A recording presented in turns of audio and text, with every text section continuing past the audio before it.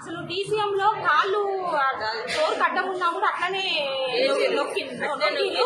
ఒక అక్క ఏం చేసింది, కాళ్ళు నొక్కుతున్నారు మీరు డోర్ వేయకండి ఎంత మొత్తుకున్నా కూడా వినలేదు. వినకపోతే అక్క ఇట్లా అన్నది. అసలు ఎంత చెప్పినా వినకుండా అది చేయగలిగింది. అక్కని చేయగలిగినంత మాత్రాన ఒక SI అంట ఆయన శ్రీనివాసారి అన్నాడు. ఒకటే మాట అన్నాడు.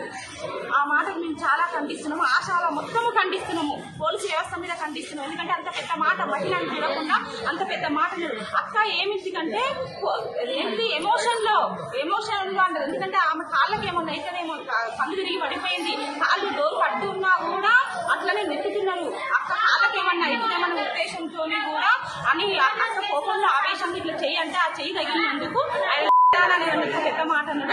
ఈ మాటకు మాకు క్షమాపణ చెప్పాలి. పోలీసు వ్యవస్థ ఈ మాటకు మమ్మల్ని క్షమాపణ చెప్పాలి. అయితే ఆ తోపులాటలో మా యూనియన్ అన్నలోని ఎత్తుకుపోయిన వ్యాన్లో వేసారు.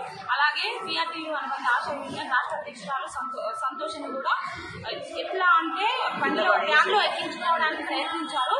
కానీ ఆ తోపులాట్లో కళ్ళు తిరిగి స్పృహ తప్పి పడిపోయినా కూడా ఏంటంటే నిర్దాక్షిణంగా ఎలాంటి జాలి దయ లేకుండా పడిపోయిన మనిషిని ఒక 10 నిమిషాలు రోడ్డు మీద ఉన్నా అట్లనే బలవంతంగా వ్యాన్లో ఎక్కించారు పోలీసులు.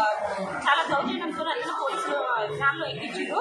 ఆ గంట సేపు మొత్తం సిటీ మొత్తం తిప్పారు. ఎలాంటి హాస్పిటల్ తీసుకోపోకుండా గంట సేపు టైం పాస్ చేసారు వ్యాన్ని.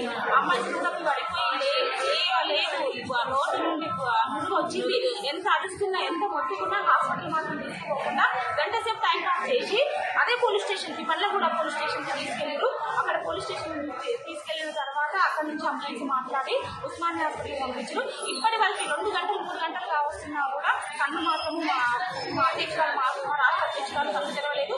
తనతో పాటు యాదాద్రి జిల్లా మోస్కూరు మండలానికి చెందిన రహీంబి అనే మా ఆశా వర్కర్లు మా తోటి అక్క కూడా తండ్రి అమ్మ హార్ట్ ప్రాబ్లం నుంచి తండ్రి ఇంతవరకు కూడా ఆమె కూడా కన్ను తెరవలేదు. చేయంత చెస్టంతా లాగుతుంది, చేయంత తిరిగి వస్తుందని చెప్పడం జరుగుతుంది. ఇద్దరికి అసలు వ్యాన్లో కుక్కలు లెక్క తీసుకోలేదు కానీ హాస్పిటల్కి మాత్రం ఎంత అడిగినా కూడా తీసుకోలేదు. ఇందులో ఏంటంటే చాలా పోలీసుల దౌర్జన్యం చాలా ఉంది. సాటి మనిషి చచ్చిపోతుంది అన్నా కూడా వాళ్ళ రూల్స్ అండ్ రెగ్యులేషన్ పాటించి స్టేషన్కే తీసుకెళ్ళలేదు తప్ప ఎక్కడ హాస్పిటల్కి మాత్రం తీసుకోలేదు. ఇప్పుడు చాలా పరిస్థితి ఇప్పటి వరకు కళ్ళు తెరవలేదు. అధ్యక్షురాలు నోటు కొంచెం నూరు వస్తుంది, కళ్ళు తెరవలేదు. ఆ అమ్మాయికి ఏమన్నా అయితే మా అధ్యక్షురాలకి ఏమన్నా అయితే మాత్రము చాలా తీవ్రంగా ఉంటుంది మా పోరాటం.